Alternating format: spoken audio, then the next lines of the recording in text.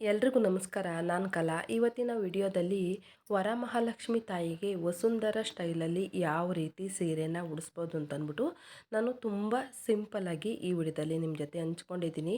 ತುಂಬಾ ಈಸಿಯಾಗಿ ಉಡಿಸ್ಬೋದು. ಬನ್ನಿ ಹೇಗೆ ಉಡಿಸೋದು ಅಂತ ನೋಡ್ಕೊಂಬರೋಣ. ಮೊದಲು ಚಾಪೆ ಹಾಸ್ಬಿಟ್ಟು ನೋಡಿ ಸೀರೆನೆಲ್ಲ ನೀಟಾಗಿ ಅದನ್ನೆಲ್ಲ ಬಿಡಿಸ್ಕೊಬೇಕಾಗುತ್ತೆ. ಬಿಡಿಸ್ಕೊಂಡಾದ್ಮೇಲೆ ನೋಡಿ ಹೀಗೆ ಎರಡು ಕೈಯಿಂದ ನೋಡಿ ಸೀರೆ ತುದಿನ ಹಿಡ್ಕೊಂಡು ಈ ಥರ ನೆರಿಗೆಗಳಾಗಿ ಮಾಡ್ಕೊಬೇಕಾಗುತ್ತೆ. ನಾವು ಸೀರೆಗೆ ಎಲ್ಲನ ನೆರಿಗೆಗಳು ಹೇಗೆ ಹಾಕ್ಕೊತೀವೋ ಅದೇ ರೀತಿ ಅಷ್ಟೇ ಅಗಲವಾಗಿ ಹಾಕ್ಕೊಬೇಕಾಗುತ್ತೆ. ನಾನು ಸೀರೆ ತುದಿಯಿಂದಲೂ ಹಾಕ್ಕೊತಾ ಇದ್ದೀನಿ. ಬ್ಲೌಸ್ ಕಟ್ ಮಾಡಿಲ್ಲ, ಅದಕ್ಕೆ ಒಂದು 2-3 ಕಲರ್ ಕಾಣಿಸ್ತಾ ಇದೆ.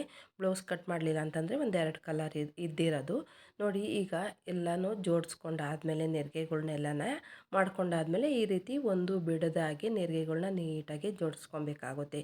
ನೆರಿಗೆಗಳೆಲ್ಲ ಬಿಡಬಾರ್ದು, ನೋಡಿಕೊಂಡು ಜೋಡಿಸ್ಕೊಬೇಕು. ಮತ್ತು ಬಾರ್ಡ್ರ್ ಇರುತ್ತಲ್ಲ, ಬಾರ್ಡ್ರ್ ತುದಿಯಿಂದ ನಾವು ಕಲ್ಲರ್ ಇರುತ್ತಲ್ಲ, ಆ ಕಲ್ಲರಿಂದ ಕರೆಕ್ಟಾಗಿ ನಾವು ನೆರಿಗೆಗಳ್ನ ಜೋಡಿಸ್ಕೊಂಡ್ರೆ ತುಂಬ ಚೆನ್ನಾಗಿ ನೀಟಾಗಿ ಒಂದೇ ಸಮನಾಗಿ ನೆರಿಗೆಗಳು ಜೋಡಿಸ್ಕೊಬೋದು. ನೋಡಿ ಇವಾಗಲೂ ಅಷ್ಟೇ ಕೆಳಗಡೆ ಮೇಲುಗಡೆ ಎರಡು ಕಡೆಯೂ ಬಾರ್ಡ್ರ್ ಕಡೆಯಿಂದ ನೋಡಿಕೊಂಡು ನಾನು ನೆರಿಗೆಗಳ್ನ ಜೋಡಿಸ್ಕೊತಾ ಇದ್ದೀನಿ.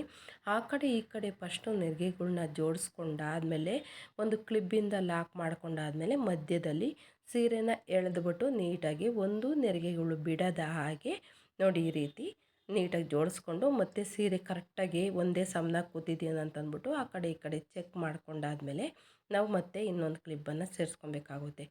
ನಮಗೆ ಉಡಿಸೋದಕ್ಕೆ ಬರುತ್ತೆ ಅನ್ನೋರು ಒಂದು 3 ಕ್ಲಿಪ್ ಹಾಕ್ಕೊಂಡ್ರೆ ನಡೆಯುತ್ತೆ. ಇಲ್ಲಾಂತಂದರೆ ನಾವಿನ್ನು ಹೊಸದಾಗಿ ಕಲಿಯೋರು ಅಂತಂದರೆ ಆವಾಗ ಒಂದು 5 ಕ್ಲಿಪ್ಪನ್ನು ಹಾಕ್ಕೊಳ್ಳಿ. ಆವಾಗ ಒಂದು ಸ್ವಲ್ಪನೂ ಸೀರೆ ಜರುಗೋದಿಲ್ಲ, ಆ ಕಡೆ ಈ ಕಡೆ ಎಲ್ಲ ಜರುಗೋದಿಲ್ಲ. ನಾನಿಲ್ಲಿ ತೋರಿಸೋದಕ್ಕೋಸ್ಕರ 5 ಕ್ಲಿಪ್ಪನ್ನು ಹಾಕ್ಕೊತಾ ಇದ್ದೀನಿ ನೋಡಿ.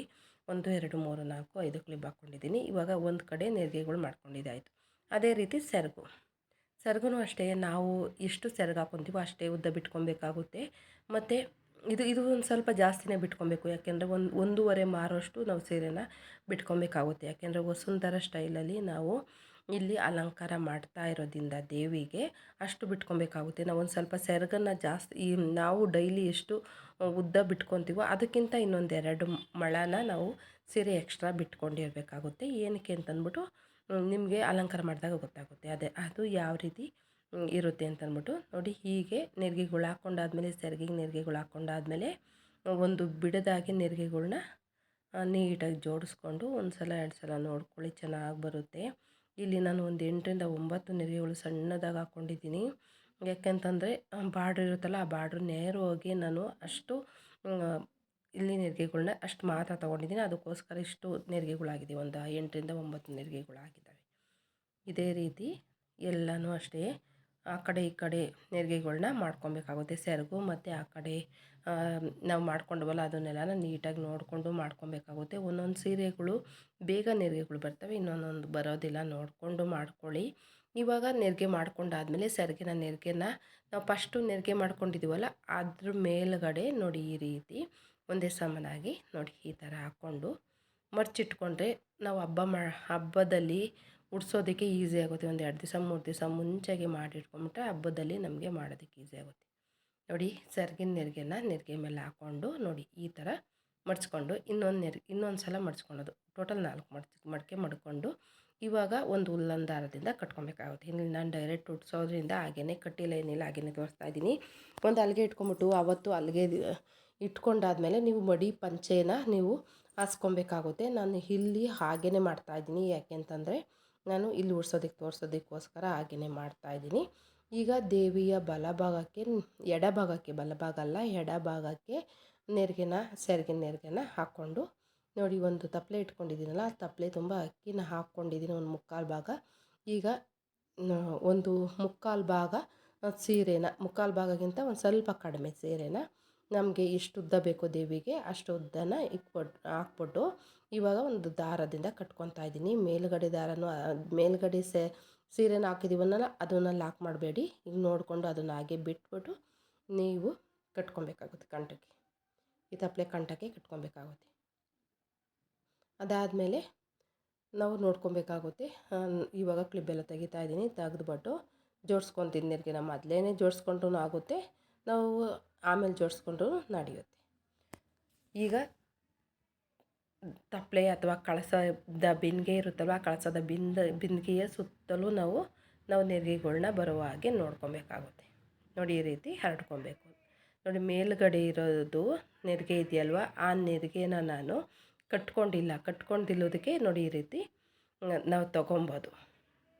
ನೋಡಿ ಈ ಥರ ತೊಗೊಳೋದು. ಆ ನೆರಿಗೆಗಳ್ನೆಲ್ಲ ನಾವು ಗುಟ್ಟಿಗೆ ಮಡಿಕೊಂಡು ಒಂದೇ ಸಮನಾಗಿ ಮಡಿಕೊಂಡು ಒತ್ತೊತ್ತಿಗೆ ಮಡಿಕೊಂಡು ಅದನ್ನು ನಾವು ನೋಡಿ ದೇವಿಯ ಎಡಭಾಗದ ಕಡೆಗೆ ಒಂದು ಸ್ವಲ್ಪ ಹಾಕ್ಕೊಂಡಿದ್ದೀನಿ.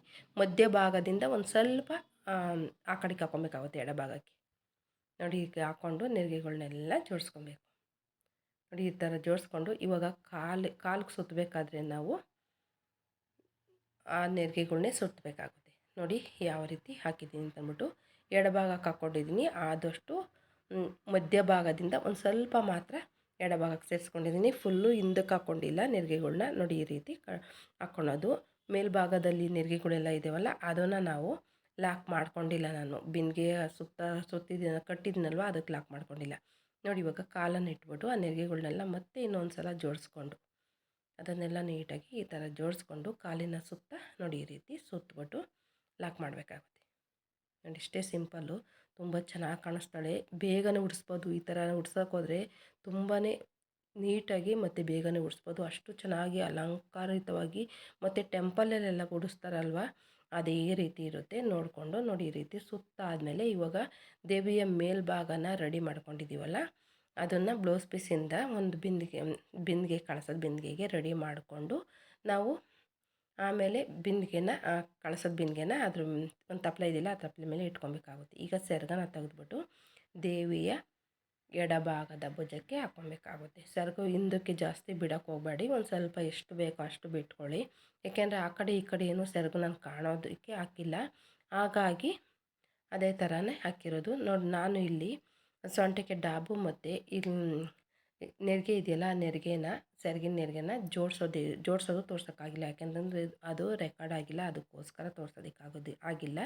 ನೋಡಿ ಈಗ ಬಲಭಾಗದ ಕಾಲನ್ನು ಈ ರೀತಿ ಇಟ್ಕೊತಾ ಇದ್ದೀನಿ. ಸೆರಗಿನ ನೆರಿಗೆನ ನೀಟಾಗಿ ಅದು ನೋಡಿ ಈ ಥರ ಮಾಡ್ಕೊಬೇಕಾಗುತ್ತೆ. ನೀಟಾಗಿ ಹಂಗೇ ಎಳ್ಕೊಂಡು ಇಲ್ಲಿವರೆಗೂ ಎಳ್ಕೊಂಡು ಕಾಲಿನ ನೆರಿಗೆಗೆ ನೋಡಿ ಈ ರೀತಿ ಸುತ್ತಕೊಂಡು ಇವಾಗ ಒಂದೆರಡು ಗುಂಡು ಪಿನ್ನಿಂದ ಲಾಕ್ ಮಾಡ್ಕೊತಾ ಇದ್ದೀನಿ. ನೋಡಿ ಇಷ್ಟೇ ಸಿಂಪಲ್ಲು. ನೋಡಿ ಲಾಕ್ ಮಾಡ್ಕೊಂಡಿದ್ದೀನಲ್ವ, ಆ ಸೆರಗು ಯಾವ ಥರ ಜೋಡಿಸ್ದೆ ಅಂತಂದ್ಬಿಟ್ಟು ತೋರಿಸೋದಕ್ಕಾಗಿಲ್ಲ. ಮಾಮೂಲಿ ನಾವು ಎಲ್ಲ ಸೀರೆನೂ ಯಾವ ರೀತಿ ಉಡಿಸ್ತೀವೋ ಅದೇ ರೀತಿ ಉಡಿಸ್ಕೊಳ್ಳೋದು. ಅದನ್ನು ಬಾರ್ಡ್ರನ್ನ ಹಾಗೆಯೇ ತೊಗೊಂಬರ್ಬೇಕಾಗುತ್ತೆ. ಮುಂಭಾಗಕ್ಕಾಗಿಯೇ ತೊಗೊಂಬಂದು ಕಾಲಿನವರೆಗೂ ತೊಗೊಂಬಂದು ಆ ಕಾಲನ್ನು ಆವಾಗ ಲಾಕ್ ಮಾಡ್ಕೊಬೇಕು.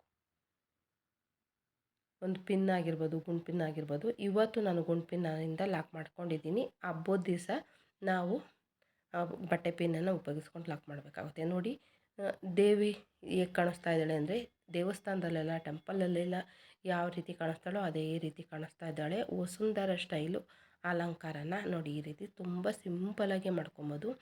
ಮಡಿಕೆ ಮಾಡೋದು ಅಂದರೆ ನೆರಿಗೆ ಮಾಡೋದು ತುಂಬಾ ಈಸಿ, ಹಾಗೆ ಉಡ್ಸೋದು ತುಂಬಾ ಈಸಿ. ಎಲ್ಲ ಅಲಂಕಾರಕ್ಕಿಂತ ಈ ಅಲಂಕಾರ ನನಗೆ ತುಂಬಾ ಈಸಿ ಆಯಿತು. ನಾನು ಫಸ್ಟ್ ಟೈಮು ನೋಡೋಣ ಅಂತಂದ್ಬಿಟ್ಟು ವಿಡಿಯೋ ನೋಡಿಬಿಟ್ಟು ಉಡಿಸಿರೋದು ತುಂಬಾ ಚೆನ್ನಾಗಿ ಬಂದಿದೆ, ಬೇಗನೆ ಆಯಿತು. ಇವಾಗ ದೇವಿಗೆ ತಂದಿರೋ ಒಡವೆಗಳಿಂದ ಅಲಂಕಾರನ ಮಾಡ್ಕೊಬೇಕಾಗುತ್ತೆ. ಡಾಬ್ ಹಾಕಿರೋ ತೋರ್ಸೋದಕ್ಕಾಗಿಲ್ಲ, ಅದು ವಿಡಿಯೋ ರೆಕಾರ್ಡ್ ಆಗಿಲ್ಲ, ಅದಕ್ಕೋಸ್ಕರ ಡಾಬನ್ನು ನೋಡಿಕೊಂಡು ಸೊಂಟಕ್ಕೆ ಹಾಕ್ಕೊಳ್ಳಿ. ದೇವಿಗೆ ತಂದಿರೋ ಒಡವೆಯಿಂದ ನಾನು ಅಲಂಕಾರನ ಮಾಡ್ತಾಯಿದ್ದೀನಿ. ನೀವು ಕಳಸೋಕ್ಕೆ ನಿಮ್ಮ ಇಚ್ಛೆಗೆ ಅನುಸಾರವಾಗಿ ನೀವು ಯಾವ ರೀತಿ ನಿಮ್ಮ ಪದ್ಧತಿ ಪ್ರಕಾರ ಯಾವ ರೀತಿ ಹಾಕ್ತಿರೋ ಆ ರೀತಿ ಕಳಸಕ್ಕೆಲ್ಲನ ವಸ್ತುಗಳನ್ನು ಹಾಕ್ಬಿಟ್ಟು ನೀವು ದೇವಿಗೆ ಅಲಂಕಾರನ ಮಾಡಬೇಕಾಗುತ್ತೆ. ನಾನು ಇಲ್ಲಿ ಜಡೆಬಿಲೆನ ಸೇರಿಸ್ಕೊಂಡಿದ್ದೀನಿ. ಇವತ್ತು ಒರಿಜಿನಲ್ ಹಾರನ ಹಾಕಿಲ್ಲ, ಅವತ್ತು ಹಬ್ಬದ ದಿವಸ ಒರಿಜಿನಲ್ ಹಾರನ ಹಾಕ್ಕೊಳ್ಳಿ.